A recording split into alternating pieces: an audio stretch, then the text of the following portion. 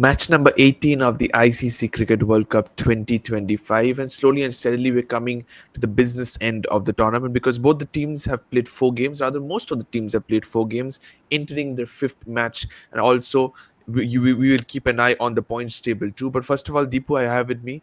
Deepu, welcome to the show. South Africa versus Sri Lanka is the contest we're focusing on. Both the teams won, coming off hat trick of victories, and then stopped midway. On the other hand, Sri Lanka, you got a feel for them because 2 games, both in Colombo, both washed out. What else can Sri Lanka do from here? See, I think obviously it's unfortunate you cannot control the weather gods, but I think the writing is on the wall given that there are only 7 games in this tournament in the league stage, and already 4 have gone down the drain. 2 losses and 2 games now washed out.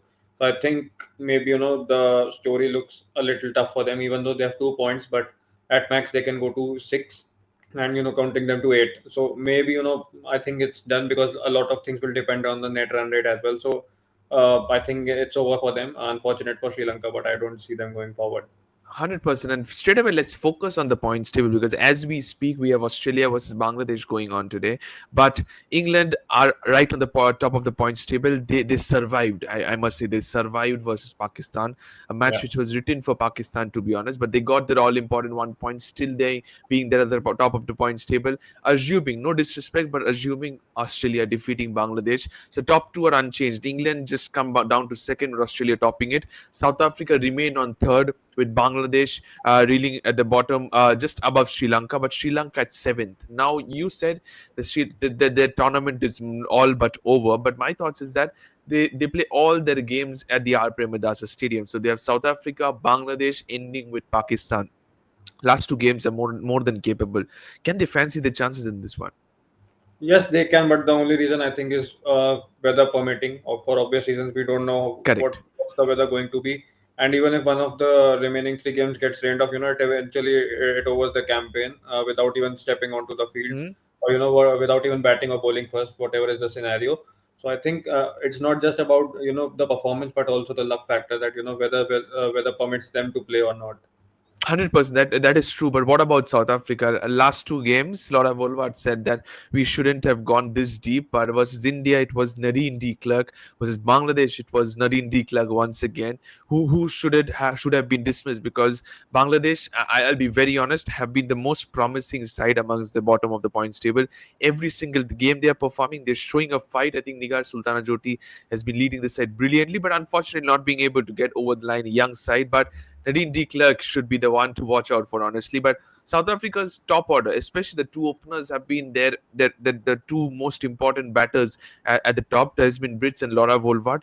It's not been going at a consistent basis where both of them are clicking together. It's either been Wolvart or either been Brits. Is tomorrow the evening where, or tomorrow the day probably, where Brits and Wolvart both will go on for South Africa.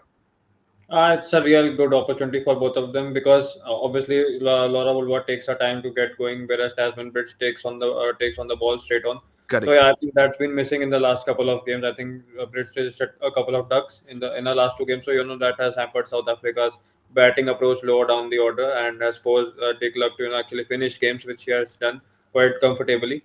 But yeah, I think it will be a greater opportunity given that Colombo turns once the ball starts to Correct. get a little old. So I think it will be an ideal opportunity, and if she gets a quick fire 50 or a 60, I think South Africa will be on their way to actually win the game. Absolutely, absolutely, and you will be facing a lot of spin of Sri Lankan Yeah. bowlers. But on the other hand, you said so Colombo means turn. We saw that every single time Colombo have hosted a game, starting with the India Pakistan one. But you talk about South Africa, you talk about Volvard, you said about Brits, you talk about the best person, that is Marisan Cap, the most important player of South Africa. She has been okay. I shouldn't say she has been the player for South Africa in this tournament so far. She has been okay, but how impressive has been the all-rounders. You said about Nadine de Klerk, we said about Sunil Loose as well because she was unwell in the previous game, so came in Dirksen. If Sunil Loose is fit, she comes back into the 11. But what about Chloe Tryon? Providing with the bat, providing with the ball, what an all-rounder she's turning out to be in this tournament. She's a key all-rounder and a key player for them. Against India, too, she picked I think 3 wickets, and obviously that crucial 49 that helped South Africa win that thriller game. So yeah, obviously lower down the order coming into bat under pressure, and Correct. then picking up 3 quick wickets and obviously a gun fielder too. So actually adds a lot of balance, and that's the reason these SENA countries are able to actually play the knockout games quite frequently than the others. So yeah, that's the reason South Africa are quite successful after 69 all out. True. 100%. But what about the matchup? Because between the two countries, if we talk about matchup, heavily dominated by South Africa, we shouldn't be surprised about that. 25 matches, 60 next to 6 for the Proteas, while three of them have been washed out. We can expect probably the fourth match to be washed out between these two teams. But Chamari Atapattu looked really, really good in the previous game. I must honestly say against New Zealand, she played the captain's knock. Unfortunately, got out. Is because she wants to play a home game, a home World Cup game in front of her Yeah. fans. The crowd are coming in numbers as well. She's getting emotional as well as pumped up. Will she rise to the occasion and lead the side from the front? She has to, because as a pre-tournament statement was that her target is to play the semi-finals before she retires from the World Cup, or maybe we can see that announcement soon, given that how Sri Lanka has played till now.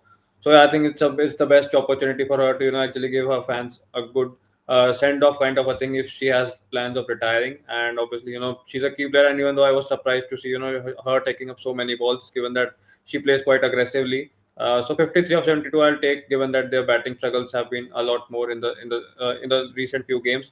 But I'm more happy about Nilakshini De Silva, playing that Absolutely. game of a What knockout. an innings that was. Her innings changed the momentum of the game, and also back to back days we saw Yeah, fastest 50s. Shorn Akhtar for Bangladesh. She was outstanding in that innings that gave them a fighting total. Similarly, Nilakshi De Silva, what a knock she played. But you said about Chamari Attabodu yeah. probably announcing something later in the tournament. I'll ask you something off topic, keeping Sri Lanka into this contest. Which squad will be more hampered according to you once their experienced player retires? Is it Sophie Devine and Susie Bates for New Zealand, or is it Chamari Atapattu for Sri Lanka? I think Chamaria Tabatu. The reason being, New Zealand have those players in them. We haven't heard much about the upcoming players in Sri Lankan cricket. Whereas for New Zealand, they have their reserves ready. Whenever Susie Bates or Sophie Devine, decide to retire, they have players in the middle order who can actually, come up the order, and also they have a Mhm. little bit of a reserve in them. So maybe, I just think that Sri Lanka might just struggle a bit here. Okay, so you think Chamari Atapattu's retirement will be even more, it will hamper Sri Lanka more than Yeah. Susie Bates or Sophie Devine will for New Zealand. That I think that's fair enough. But the middle order of Sri Lanka, because last game also we saw that Sri Lanka do not accelerate much in the middle phase because they want to keep wickets in hand so that they can accelerate the last 10 overs because they scored 80 plus runs in the last 10 overs. So I think this has been the trend, especially for Sri Lanka and Bangladesh. They want to keep wickets in hand for the back end of the innings. Do you think that the middle order batters need to accelerate a little bit more, especially the batters who are batting at 3, 4, and 5? Just picking up 5 runs and over, because see again, this can also hamper your rhythm if you just Correct. actually bog down in the middle over, and against Sena countries they'll always attack you in every over. So I think it's important that at least get 5 runs or 4 runs in the middle overs, and then you can launch for the remaining 10. So yeah, it's also important to keep wickets, but it's important to score runs as well. Absolutely. I think 5 runs and over is not a big deal because you will always get a loose delivery every alternative over, maybe. So you need to capitalize on them. What about the players to watch out for? Let's take a look into my choices. Chamari Atapattu is for Sri Lanka. Harshita Samaravikrama is the other player from Sri Lanka. From South Africa, I'm gone for Laura Volvart and Marizan Gab. No changes for that. X Factor, I'm going for Chloe Tryon. For South Africa, I think Tasman Brits for me, given that she has had a couple of failures, and Back to I'm back looking. ducks, minded. Yeah, but I think that Jinx might just get broken here, and she might get a bigger one. And Okay. I think Malaba will be a key player for South Africa in the spinning Okay. conditions.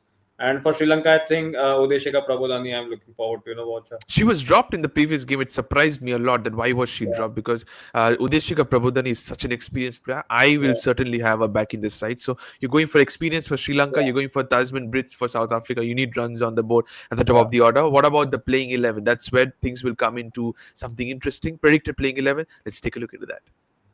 It's time for predicted 11. I'm going with an unchanged side, a little bit of tweak here and there. Udeshika Prabhudani comes back into my side, Udipu, for Sri Lanka. Similarly, for South Africa, I'm going for Masabata. Class stays in the side. No Kaka once again. Tumi Sekukuna is doing well. And I've got back Sune Luz because she was unwell. She has to be back in the side. More or less a balanced side for both the teams. Any changes for you? Maybe I think I'll just prefer Khaka coming back in. Obviously, if there is no injury or health concern, but yeah, I think Okay. that's the only change. And obviously, as Sri Lanka, as you mentioned, that Prabodani is going. You want to see anyone? I want to see her in the 11. So I think yeah, that will be the only change from both the sides. Okay, according to you, Prabhudani comes into the side just Yeah, like I said. You want to see Kaka into the 11. You yeah. want to see her play, taking the new ball alongside Marizan Care for South Africa. Fair enough. Predicted playing 11 is done, putting you into the hot seat. Time for predictions. It's an important game for both the side, especially for the home side, Sri Lanka. Match number 18 is Sri Lanka versus South Africa in Colombo. Your thoughts, Deepu? What are your thoughts? What would you do if you win the toss? And similarly, what is your percentage? I'll definitely bat first. Obviously, runs on the board again in Asian conditions, pressure on. So yeah, whosoever wins the toss definitely has the advantage. I'm not guaranteeing the win, but yeah, Okay. I'll bat first, and I think South Africa is going to win this game. Yeah, What is they your are percentage?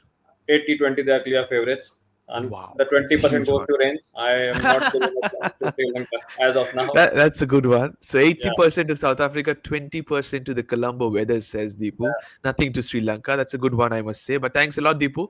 It's match number 18. He says the Proteas are clear favorites to get another two important points in their bag. That's all we have for you. Sri Lanka versus South Africa, all the way from Colombo. We are building India's smartest cricket community. Subscribe to become a part of it.